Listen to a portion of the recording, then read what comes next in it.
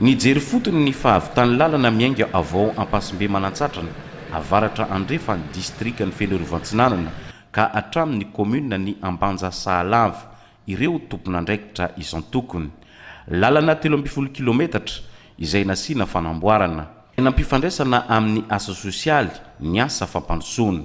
Efa nampitaraina ny olona tokoa tamin'ny faharatsiny ko dia niezaka ny fitondram-panjakana zay eo ambany fitarian'ny filoha Andry Rajoelina zay nitady fomba rehetra miaraka amin'ireo mpamatsy vola nanatanteraka nyity asa ity.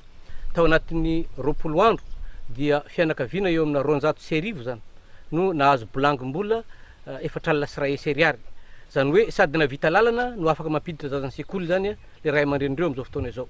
Midiky zany fa tafapaka ny vahoaka zany ny fiainara sosialy. Vonona ny ben'ny tanàna hikojakoja ny lalana hivezivezena. Eto moa zay dia magnome atoky ny fitondram-panjakana sy ny ministère zay nagnome an'ity fikojakojana fagnamboarana an'ity lalana ty fa hikojakoja mba hanagnany ny soa satria mafy ny hezaka ny aignana teto ary mafy koa ny sairagnany ny aignana teto.